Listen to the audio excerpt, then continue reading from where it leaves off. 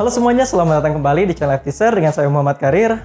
Di video kali ini kita akan membahas mesin yang cukup unik yang biasa dipasang di pesawat yang bernama radial engine. Tapi sebelum masuk ke pembahasan, kita mau minta tolong nih untuk kawan-kawan yang gak keberatan, bantu channel ini dengan cara menekan tombol like-nya agar channel-channel edukasi seperti channel ini bisa bersaing di YouTube. Dan untuk kawan-kawan yang nanti mungkin bingung dengan penjelasan kita atau ingin memberikan kritik dan juga saran, ingin bertanya, jangan ragu tulis aja di kolom komentar di bawah. Karena dengan komunikasi yang baik bisa membantu channel ini untuk berkembang ke arah yang lebih baik lagi ke depannya. So, sekarang kita langsung masuk aja ke pembahasan mengenai radial engine.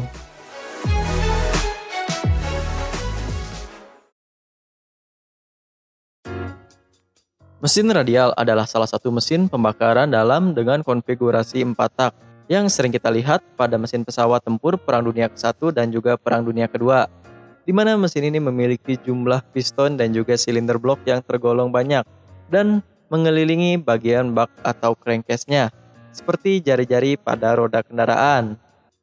Karena konfigurasinya yang sangat unik inilah, jika dilihat dari depan, mesin ini terlihat sangat mirip dengan bentuk bintang jika dilihat dengan konfigurasi dengan 5 pistonnya, yang menjadikan mesin ini memiliki julukan Star Engine.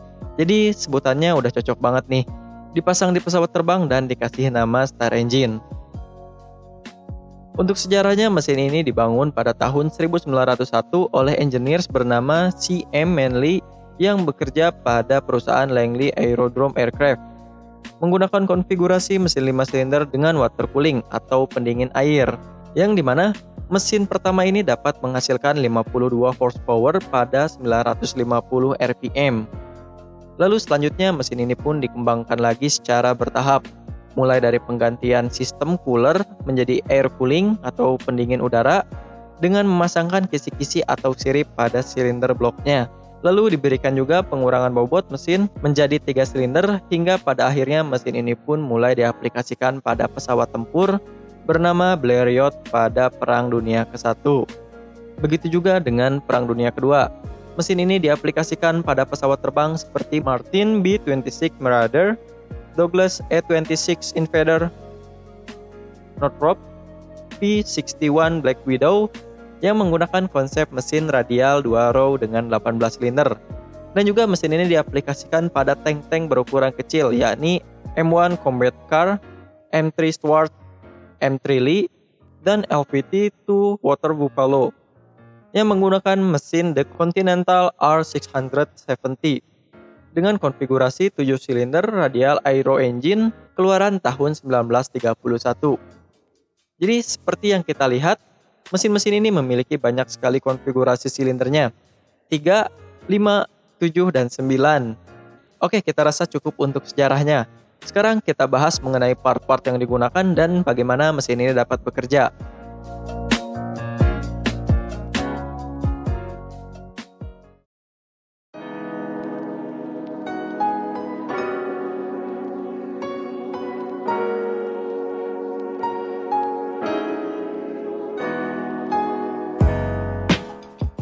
Sekarang kita bahas mengenai part-part yang terdapat pada mesin radial engine. Secara keseluruhan, komponen-komponen utama pada mesin ini hampir sama persis dengan mesin-mesin pembakaran dalam pada umumnya, yakni crankshaft yang memiliki komponen tambahan berupa spider bearing atau bantalan spider yang berfungsi untuk menghubungkan semua connecting rod sekaligus. Lalu yang kedua adalah crankcase dengan bentuk yang melingkar, piston, dan juga perangkat cylinder head beserta katupnya yang menggunakan sistem katup OHV. Kita belum pernah bahas nih tentang OHV, tapi nanti kalau ada kesempatan kita bahas juga tentang OHV. Namun pada mesin ini berbeda dengan mesin katup OHV pada umumnya. Pada mesin radial tidak memiliki camshaft. Fungsi camshaft ini digantikan dengan gear train berkonfigurasi planetary gear yang diberi nama sebagai cam ring. Dengan rasio putar planetary gear-nya adalah 1:8 untuk 9 silinder, yang artinya setiap 8 putaran mesin menghasilkan 1 putaran camring. Dan seperti yang kita lihat, bahwa camring ini juga memiliki 4 benjolan atau nose yang berfungsi untuk menggerakkan katup pada silinder headnya. Lalu untuk sistem pengkabutannya, mesin ini bisa menggunakan karbu dan juga injection. Tapi di sini kita mendesainnya dengan menggunakan sistem injection. Selanjutnya ada spark plug untuk penggunaan bahan bakar bensin. Dan selanjutnya part utama terakhir tentunya pada mesin pesawat dibutuhkan propeller atau baling-baling. Berhubungan mesin ini diaplikasikan pada kendaraan darat dan juga udara, tank dan juga pesawat terbang. Jadi di video kali ini kita bakalan khususkan untuk membahas tentang mesinnya aja.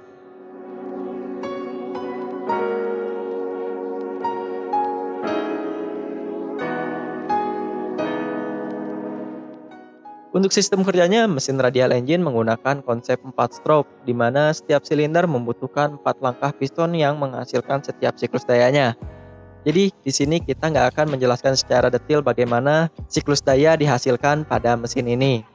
Dan seperti yang kita lihat, bahwa syarat sebuah mesin pembakaran dapat disebut sebagai mesin radial adalah terdapat banyaknya jumlah piston dan silindernya, atau bisa disebut multisilinder. Dengan syarat konsep silinder yang mengelilingi mesin, dan jumlah silinder paling sedikit adalah 3. Kenapa harus 3? Karena kalau hanya 2, maka konsep mesin ini berubah menjadi konsep mesin opposed piston engine. Oke, kita lanjut. Keunikan lain dari mesin opposed piston ini adalah jumlah silindernya pada setiap row harus berjumlah ganjil, yakni 3, 5, 7, dan 9.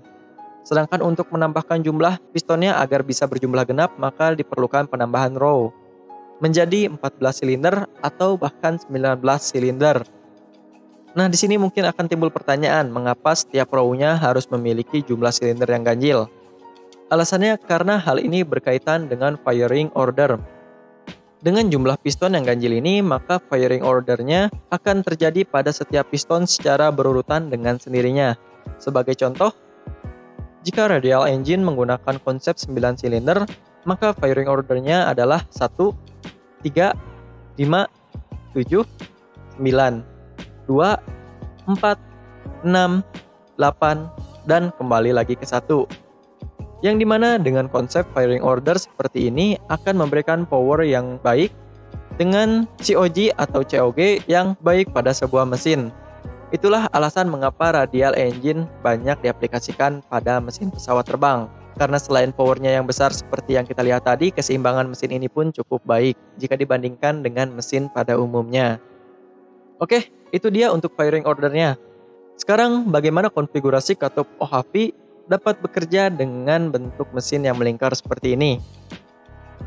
Camshaft ini memiliki konfigurasi planetary gear yang memiliki nose pada diameter luar gearnya seperti yang udah kita sampaikan sebelumnya, dengan posisi nose yang saling bersilangan.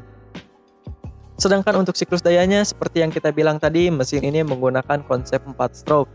Jadi sama seperti pada mesin umumnya, ada proses hisap, kompresi, ignition, dan buang atau exhaust.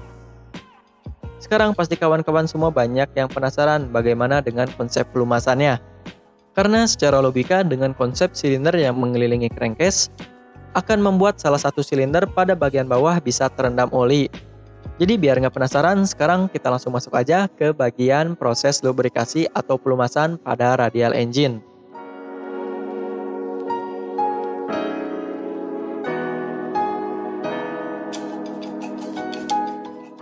Nah, untuk kawan-kawan yang sering bertanya, kira-kira bagaimana sih sistem pelumasan pada mesin radial?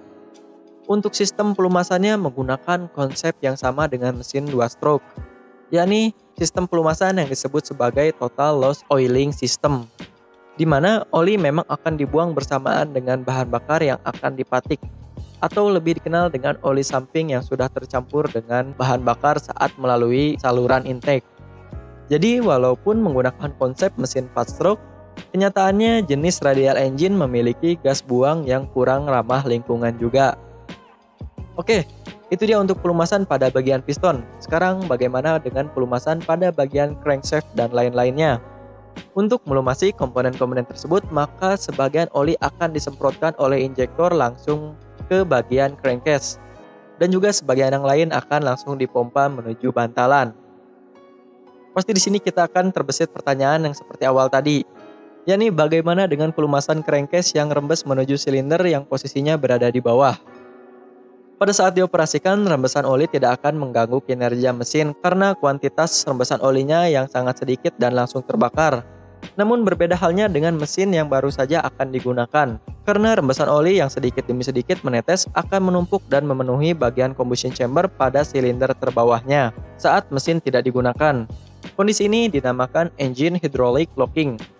Untuk menanganinya diperlukan penanganan secara manual, yakni dengan cara memutar baling-baling mesin sampai silinder blok benar-benar bersih dari genangan olinya.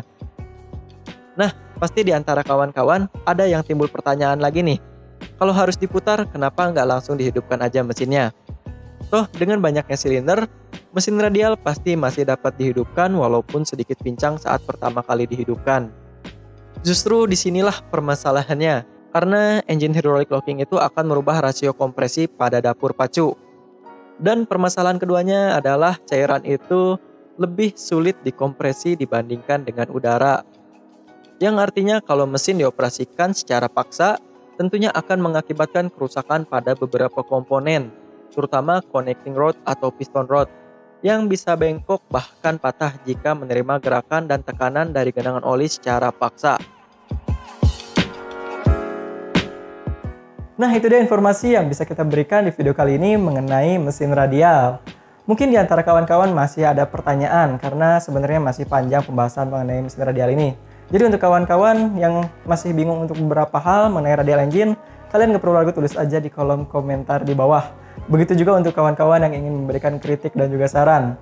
Untuk kalian yang suka dengan video ini, bantu kita dengan cara menekan tombol like dan share video ini kepada kerabat kawan kalian semua. Tekan juga tombol subscribe dan loncengnya, karena dengan hal tersebut bisa membantu channel ini untuk berkembang ke arah yang lebih baik lagi ke depannya. Saya Muhammad Karim undur diri, see you in the next video, and thanks for watching.